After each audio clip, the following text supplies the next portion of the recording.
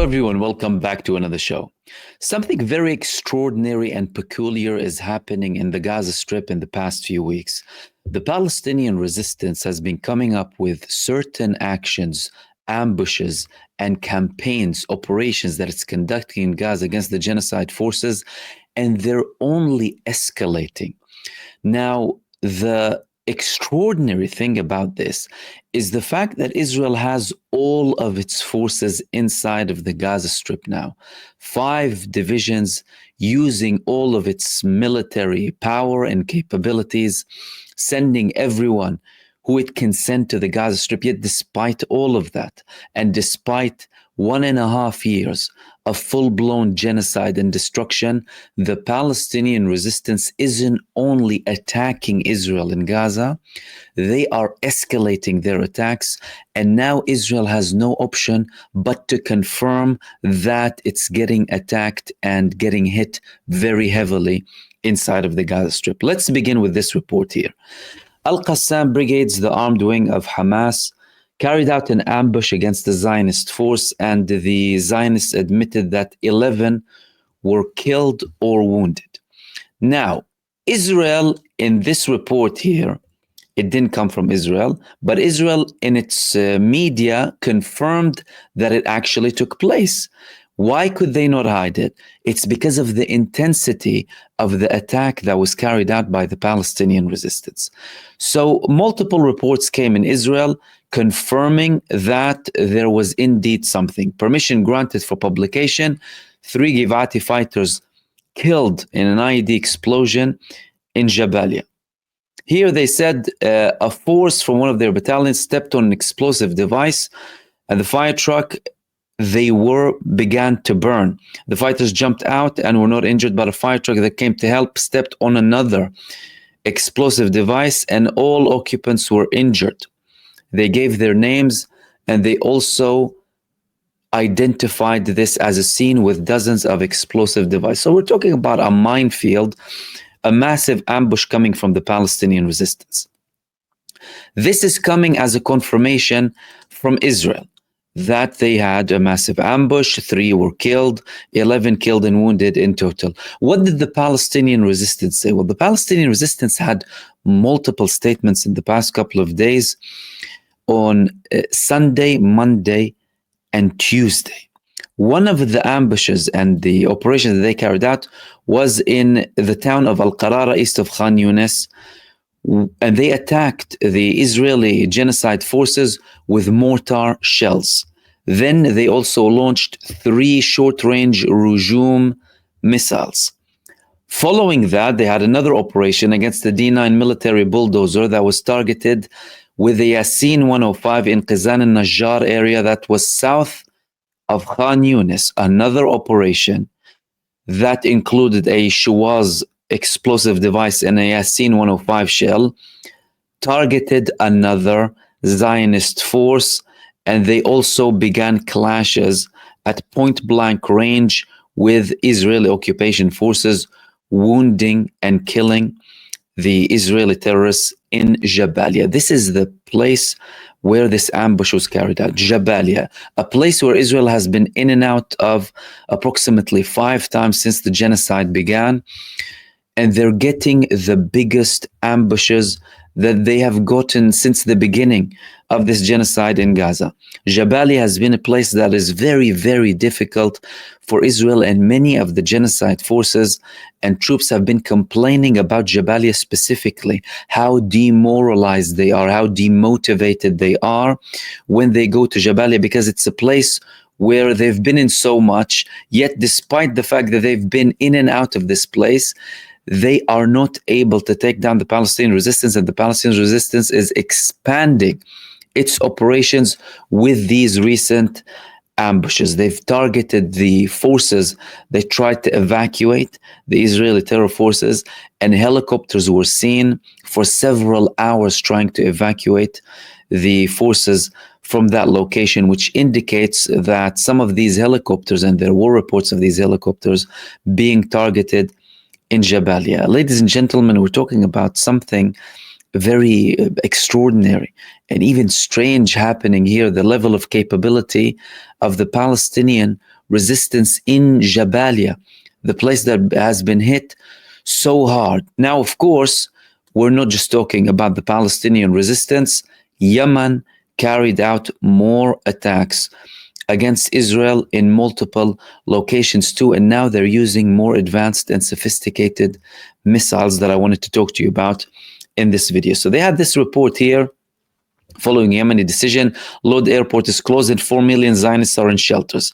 There were also videos published about the missile, even following the declared interception from Israel, still going into Israeli territories, although Israel said that they targeted it or intercepted it with an Arrow 3 air defense system.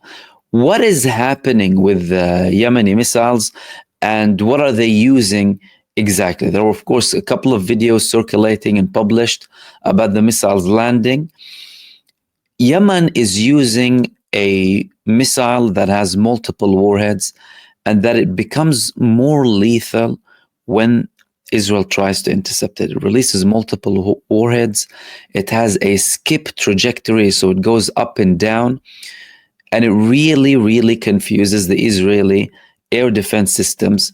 And Israel is finding it more and more difficult to try and intercept these missiles. Now, there was a report clarifying about this even further from Yemen. It was carried out by Press TV that I wanted to share with you in this video, as one of the, or some of the figures in the Yemeni Ansarullah were clarifying exactly how this missile works. Let's have a look. The Yemeni armed forces are rewriting the rules of modern warfare. Their latest announcement, a 4-chamber fragmentation warhead that activates upon interception, scattering explosive fragments across multiple locations. A weapon designed not just to reach its destination, but to punish those who try to stop it. Israel and its allies should take this threat of our new fragmented warhead very seriously. It's a warhead with 4 chambers that Israelis may find above their heads very soon. If this warhead is intercepted, it will activate explosive fragments that will hit various locations across the Zionist entity. This will cause them to scatter into their bunkers. The message is chilling and precise. Unlike conventional warheads that are rendered harmless when intercepted, this new Yemeni design turns interception into a secondary strike, a strategic twist meant to render missile defense systems not only ineffective, but dangerous to those who rely on them. The shift in capabilities could transform the way nations think about airspace cooperation and missile interception. In effect, Yemen has made missile defense itself a liability, a risky act that might rain down destruction on one's own soil.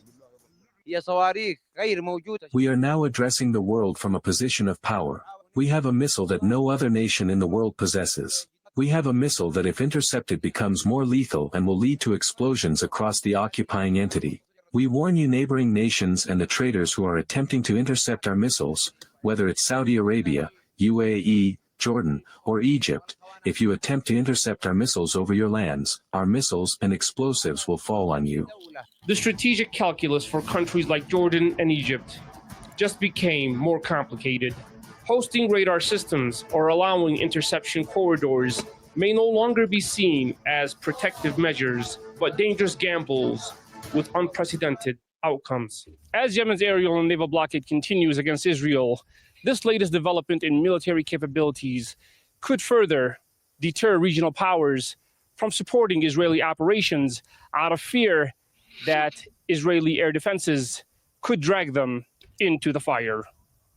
Yusuf MahmoodOD, Press TV, Sana'a. So as we can see, these people are coming up with a new technology for their missiles that is confusing Israel even more and more. And that's one of the reasons why the United States, that's it, they reached a deal with Yemen and withdrew from this whole scenario. They told Israel, if you want to fight these people, you don't want to have a ceasefire, go ahead. But we're out of the picture. These missiles are very advanced and they're causing a lot of damage for Israel. Israel, with every missile it uses to intercept one of these Yemeni missiles, Arrow 3, you're talking about at least 2 to 3 million US dollars per missile. That's in relation to Yemen and the Palestinian resistance. Israel is, of course, getting attacked heavily. And of course, some people might say, well, what are the Yemenis doing? You know, there are a lot of people who will tell you, what are the Yemenis doing, really? They're doing nothing. Israel intercepts all of the missiles. Nothing really happens. But really and truly, in Israel, they're extremely worried, especially about this. Major airlines are not returning to Israel anytime soon. More reports in Israel and more airlines confirming that they are not just canceling temporarily their flights to Ben Gurion Airport, but that's it. We don't have any window that we're going to come back to Israel. We're saying that that's it, cancellation up until further notice. And some of these companies have already canceled slots that they have in the Ben Gurion Airport, but more and more companies with the increased attacks coming from Ansarullah are refusing to go to Israel altogether.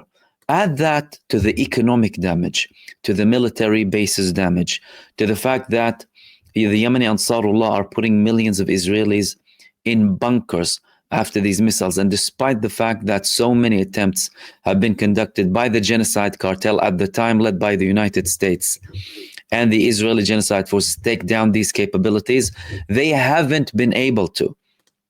And more airlines are understanding that, well, Israel doesn't really have any solution. And the Yemenis are continuing, of course, as they always state, up until the genocide stops and Israel lifts the siege off of the Gaza Strip. Israel, in the meantime, is desperate. Israel is in a very desperate mode, and there have been many reports in the past couple of months, but more now, about Israel struggling heavily with its crisis in the Israeli army. Now, many reports previously stated that mental health issues are exploding. There's a crisis. It's being called in Israel. And Benjamin Netanyahu, it's as if he's living in denial. But that's not the worst thing out of the whole crisis that Israel is facing.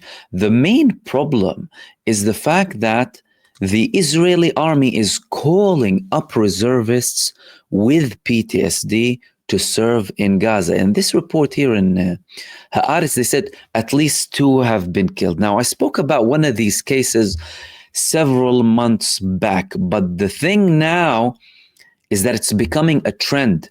Israel is struggling so heavily to bring people to fight in the genocide in Gaza that they're resorting to getting people who have PTSD on a regular basis. More and more reports and more recent reports, such as this one over here, they're recruiting soldiers with PTSD amid rising suicides as well. Many of them are committing suicide after they go to the Gaza Strip. You're talking about a country that is struggling heavily and is being targeted constantly by the Palestinian resistance.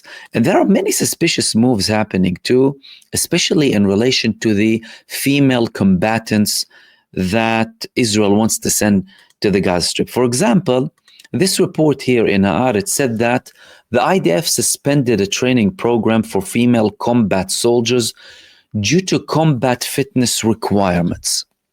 Now, the official excuse is that the decision followed an Israeli military assessment that women would not be able to handle the burden of combat roles, that it would pose a health risk despite claims that professionally female soldiers perform equally to male combatants. This is, of course, the official claim coming from the Israeli army, but there might be another reason for that. Number one, females in Israel are more likely to get an exemption from serving in the Israeli army. Many females say that they have a mental health issue, or, for example, they're against the concept of war altogether, ask for exemptions for many reasons, and more people have been asking for exemption in the past year and a half. Now, the levels and the numbers are sky high.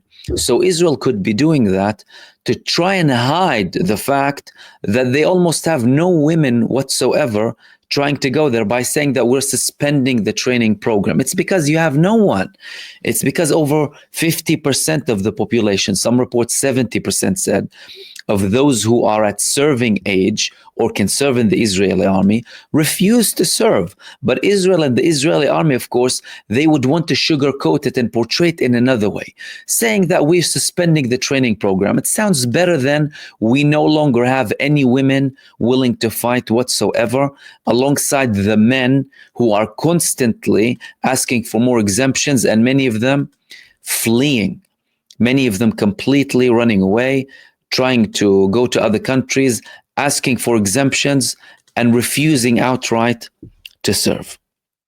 Now, this crisis is expanding to the situation politically. The Haredi movement, or the Orthodox movements in the Israeli government, have given Benjamin Netanyahu an ultimatum to fix the issue in relation to the conscription. Benjamin Netanyahu is going ahead trying to force the Haredi community, or the Orthodox community, to go to the Israeli army. Otherwise, it would be a case of them being arrested. Now, these arrests would be considered by the leaders of the Haredi community in Israel as a red line, and to them, within hours, the government will collapse. Previously, they have given Benjamin Netanyahu and his government an ultimatum to get this issue sorted once and for all. The thing is, the ultimatum is today.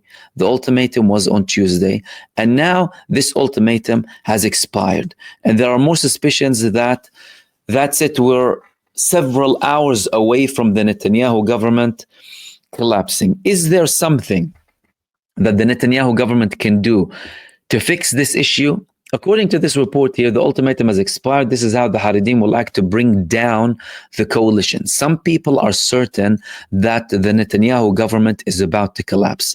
The decision on the way, they said, after the deadline for agreements on the conscription law has passed, the ball moves to the spiritual leadership of the Haredi parties, with heavy pressures from the Agudat Israel in the background to cut off support for the coalition. We're still in a phase of certain talks.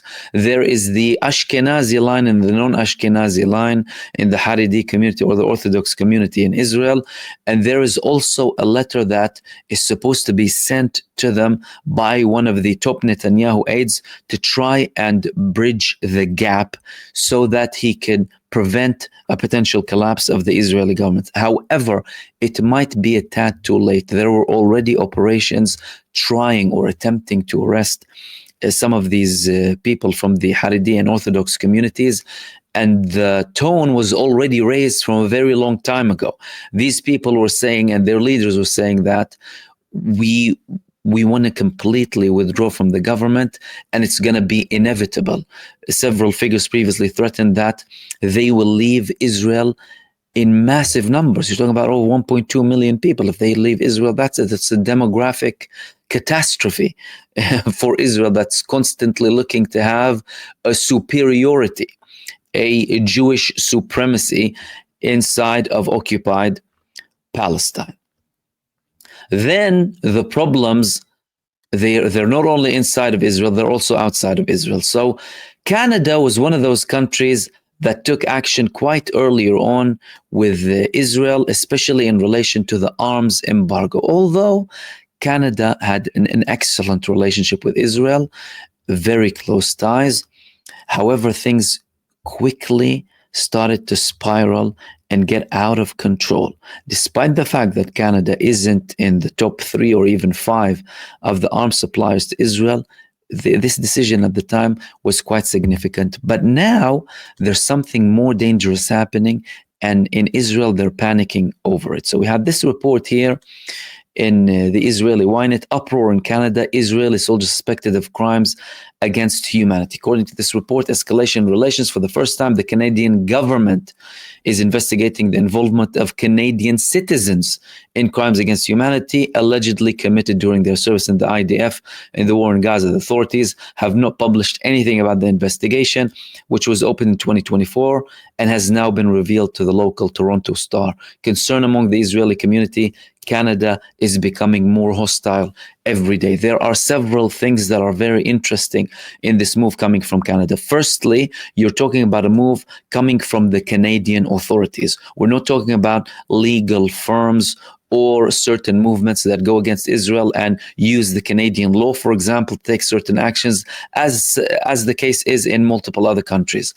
This is a Canadian government move. The fact that they've hidden this, and this has been ongoing since 2024, shows you that they actually want to take action. The other very important point in this is that these moves are against Canadian nationals, Canadian Israelis who have served in the Israeli army. They're not just Israelis who are going to visit Canada. No, they were in Canada. They went to Israel to serve in the genocide, and then they went back to Canada. So from a Canadian perspective, you're talking about a situation where they don't want to create a safe haven for war criminals. At least that's the talk that's coming from the authorities in Canada. But the criticism and the statements that are coming from Israelis who are in Canada are very interesting. For example, one of them said it's the second before they file arrest warrants against war criminals. Canadian children, they're saying, they're calling the IDF terrorists Canadian children, who were or are still in the army will be prosecuted upon their return to Canada. This is so serious, friends. There are lawyers who are already handling this, but the Gazans who came here are not being investigated. Another Israeli was saying, you're not reading between the lines. The very fact that this is happening is the mother of all anti-Semitism, of course. Another person who commented in this group designated for this problem that's happening there, it's making Israelis think twice about sending children to serve in Israel as lone soldiers. Canada is becoming more and more hostile to us every day. They completely, of course, delusional. However, from a Canadian perspective, the Canadian authorities are actually doing the right thing. They're not providing a safe haven for people who went out and murdered and slaughtered children and went back. Anyone who even served, the fact that you actually served in a genocidal terror army run by a wanted war criminal, that's enough of a reason for you to be arrested and investigated. And at least there are more moves coming from authorities in some Western countries like Canada. And these are very important because these moves create a deterrence against these war crimes, a deterrence against potential future war crimes. For example, the threat with sanctions that some of the European countries took, and the joint statement that happened between Britain, France, and Canada just a couple of weeks back. In Israel, they said it could be basically a death sentence to the state of Israel. It could be the elimination of the state of Israel, the destruction.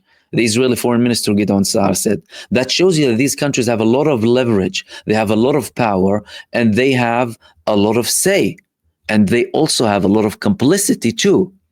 Because if they know that any certain economic action or sanctions or legal action even, and we're still not talking about military intervention, by the way, because there have been massive millions of people, global social media campaigns calling for military intervention to stop the genocide. But even if we're not talking about that, we're just talking about the legal aspect and the economic aspect, the sanctions aspect, you can do a lot to prevent what's happening. Because again, the people in Gaza, they don't have time. Every minute, people die there. People get killed, slaughtered in this genocide. So the more time goes by without action, the more people get killed. The people have no time to wait. And any country that has any sort of authority, any sort of power to make a move must make a move.